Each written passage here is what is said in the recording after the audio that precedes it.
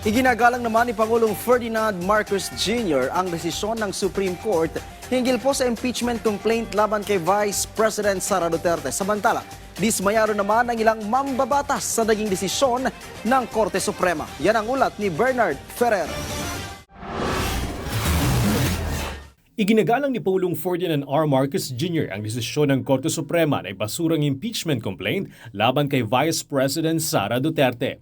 Ayon kay Palace Press Officer at PCO Undersecretary Claire Castro, alam ng Pangulo ng Supreme Court ang final arbiter ng batas kaya anuman ang desisyon nito ay dapat kilalanin. Gayunman, binigyan din ng palasyo na hindi nangangahulugang absuelto ng subject ng impeachment sa mga paratang laban sa kanya. Git nito, kung may pananagutan ay dapat lang managot. Tiniyak ng Malacanang na hindi makikialam ang Pangulo, anuman ang plano ng Kongreso na baguhin ang proseso o alituntunin tungkol sa impeachment complaints. Igagalang po ng Pangulo, ng administrasyon, kung ano man po ang naging desisyon ng Supreme Court patungkol po dyan.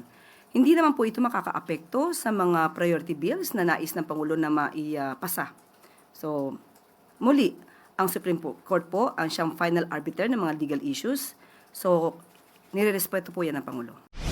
Dismayado si House Deputy Minority Leader at ACT Teachers Party List Representative Antonio Tino sa desisyon ng Korte Suprema na ibasura ang motion for reconsideration ng impeachment ni Vice President Sara Duterte. Ayon kay Tino, sa naunang desisyon ng Supreme Court na require na bigyan ng kopya ng draft ng Articles of Impeachment ang respondent at payagan itong magbigay ng tugon bilang bahagi ng internal proceedings sa House of Representatives.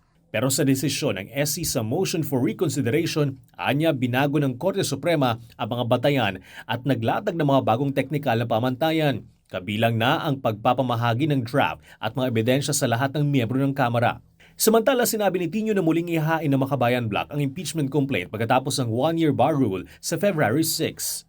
Una, tandaan natin na unanimous yung original decision ng Supreme Court na nagpigil sa impeachment trial ni Vice President Sara Duterte. Sa motion for reconsideration decision na ito, bumaliktad silang lahat, no? At inatrasan yung mga naunang batayan kung bakit pinigilan yung trial, particularly yung mga dagdag na due process requirements sa fast track mode of impeachment. Gayunman, inatrasan nga nila ito, pero nakahanap pa rin sila ng bagong dahilan, a technicality, para i-justify pa rin yung pagpigil ng impeachment trial. So in the end, nabago yung mga batayan pero same result. No? Pigil yung impeachment trial. Bernard Ferrer para sa Pambansang TV sa Bagong Pilipinas.